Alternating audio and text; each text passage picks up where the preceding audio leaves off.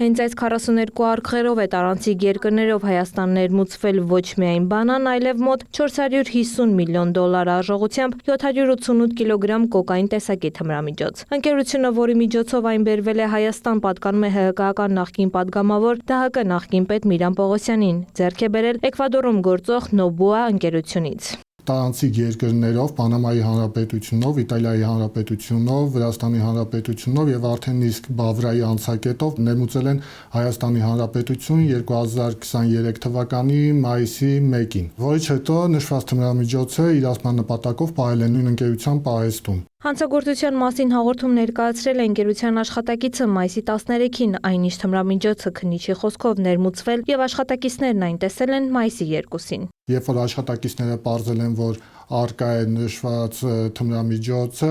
այդ ժամանակ ոչնչացել են պահեստի տեսանկարող սարքերի տեսագրությունները, ինչպես նաև նշված կոկային տեսակի թմրամիջոցի որոշ չափը վերացել են լցրելով կոյուղու մեջ։ Բանաններն ու թմրամիջոցը տեղափոխած վարորդ ազգության վրացի է, որն ըստ քննիչի իր ցուցմունքով հաստատել է այն փաստը, որ 2023 թվականի մայիսի 2-ին են աշխատակիցները թմրամիջոցի արկայության մասին տեղեկացել։ Եթե անձավոր խումբ է գործել, այդ դեպքում ինչու են հայտնել թմրամիջոցի մասին, ըստ քննիչի պատճառն այն է, որ այդ մասին նախատեսվածից շատ ավելի մարդ է իմացել։ Ի սկզբանե խոսվում էր 1 տոննա կոկայինի մասին, ինչպես այն հետագայում դարձավ 788 կիլոգրամ, ըստ քննիչի փորձաքննություն է նշանակված եղել։ Փորձաքննության եզրակացության համաձայն զանգվածը հանդիսացել է 788 կիլոգրամ կոկային տեսակի թմրամիջոց, սակայն քրեական վարորդի ընթացքում տեղեկություններ են նաև ստացվել այն մասին, որ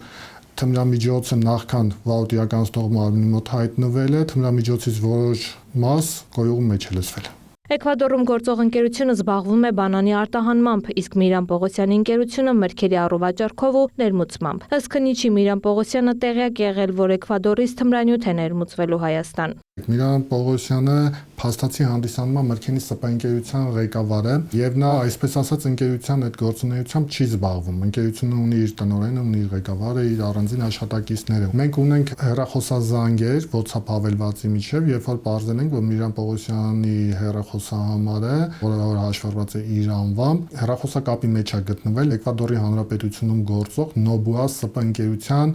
այն աշխատակցի հետ։ Պարզվել է, որ Էկվադորից նաև մայիսի 3-ին եւ 5-ին է փորձարվել կրկին նույն ընկերության պատվերով բանանով բռնված մոտ 2 տոննա թմրանյութ ներմուծել Հայաստան։ Սակայն այն Իտալիան բռնվել է եւ քրեական գործ հարուցվել։ Իսկ այստեղ ում պետք է իրացվեր խոշոր չափի թմրամիջոցը դեռ պարզվում է։ Թմրամիջոցը այս պահին գտնվում է ազգային անվտանգության ծառայությունում։ Իսկ ինչպես է ստացվել, որ այդ չափի թմրամիջոց է ներմուծվել Հայաստան, սակայն մաքսային ծառայության աշխատակիցներն այդ արկղերը չեն ստուգել ու չեն հայտնաբերել։ Ըստ քննիչի Պողոսյանի ընկերությունը պարբերաբար է բանան ներմուծել։ Եվ մաքսային ծառայողների մոտ արկա է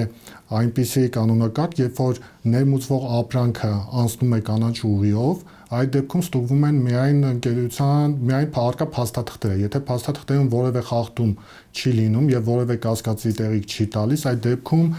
այդ փոխանցվող բեռը չի բացում եւ չի ստուգվում մեջի պարունակությունը։ Այսպիսով շուրջ 2 տարի քննվող քրեական գործի մի մասով քննությունն ավարտվել է։ Միրամ Պողոսյանի եւ եւս 4 անձի, ընկերության ղեկավարի, տնօրենի, պահեստապետի, ներմուծումների եւ գնման բաժնի պետի գործը կուղարկվի դատարան։ Միրամ Պողոսյանի նկատմամբ հերակա վարույթ կիրականացվի։ Նա Ռուսաստանում է հետախուզման մեջ։ Լուրերի հետ զրույցում Պողոսյանի պաշտպան Երեմ Սարգսյանն ասաց, մեղադրանքը չեն ընդունում, դիրքորոշում կներկայացնեն նյութերին ծանոթանալուց հետո։ Տաթև Խաչատրյան, Հովհաննես Քյուրքչյան, լուրեր։